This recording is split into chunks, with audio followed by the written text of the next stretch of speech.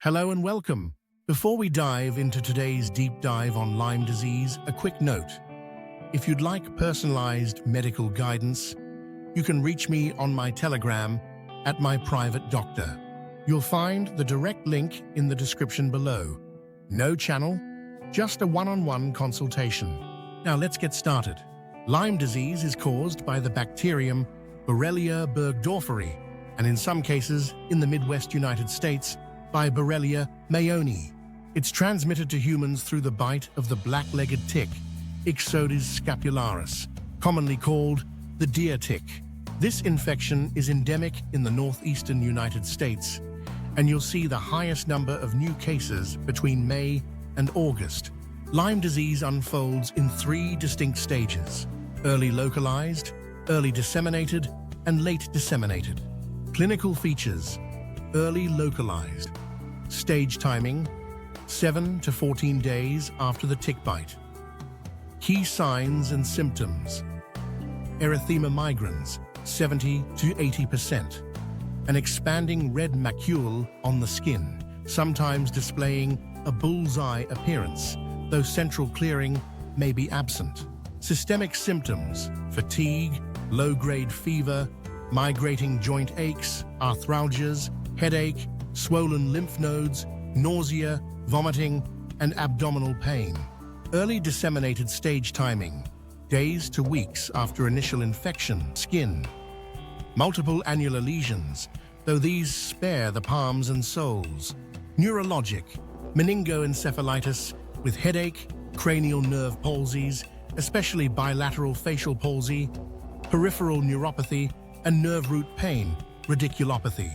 Cardiovascular: atrioventricular, AV. Blocks: right bundle branch block, RBBB, various dysrhythmias, and sometimes left ventricular dysfunction. Eye: conjunctivitis, keratitis, retinal detachment, and optic neuritis. Late disseminated stage timing: months to years after infection. Arthritis typically affects one or a few large joints, most often the knee, in an asymmetric migratory pattern with episodes of remission and recurrence. Neurologic: a subtle encephalopathy causing fatigue and difficulty concentrating, along with a polyneuropathy. Differential diagnosis: when faced with these symptoms, consider infectious causes: enterovirus, viral hepatitis, infectious mononucleosis, autoimmune, inflammatory diseases, connective tissue disorders, rheumatic fever, systemic lupus, erythematosus, SLE, juvenile idiopathic arthritis, neurologic conditions, Bell's palsy, Guillain-Barré syndrome, multiple sclerosis. Other mimics: erythema multiforme, acute rheumatic fever, viral arthritis. Evaluation to confirm Lyme disease. Serology: first, perform an ELISA test. If ELISA is positive, confirm with a Western blot. PCR and culture, rarely used in routine practice. Cerebrospinal fluid, CSF, analysis.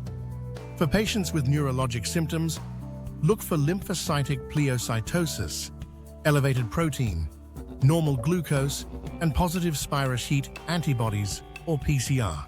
Arthrocentesis: if arthritis is present, analyze synovial fluid for evidence of infection. Management prophylaxis: doxycycline, 200 mg PO, single dose, given within 72 hours of tick removal if the tick was attached for over 36 hours. The local infection rate exceeds 20%, and there are no contraindications. Children over 8 years, 4 mg up to 200 mg PO once. Early localized Lyme: doxycycline, 100 mg PO twice daily for 10 days, also effective against ehrlichiosis. Amoxicillin, 500 mg PO 3 times daily for 14 days, preferred in pregnancy and lactation. Cefuroxime acetyl, 500 mg PO twice daily for 14 days, alternative. Early disseminated Lyme: same regimens as early localized, but you may extend the duration based on clinical response. Lyme meningitis: ceftriaxone 2G every 12 hours for 14 to 28 days, the preferred choice for neurologic involvement. Doxycycline 200-400 mg per day in divided doses for 10 to 28 days, an alternative, particularly for facial palsy. Other options include IV penicillin G or cefotaxime, cardiac disease, Lyme carditis, mild AV block, PR interval 0.3 seconds, oral doxycycline or amoxicillin, severe AV block, IV ceftriaxone or penicillin G for high-degree blocks, Lyme arthritis, oral doxycycline or amoxicillin. These oral regimens are as effective as IV therapy. For severe arthritis, IV ceftriaxone or penicillin G may be used. Disposition. Most patients with early localized or late Lyme disease without severe neurologic or cardiac symptoms can be managed as outpatients.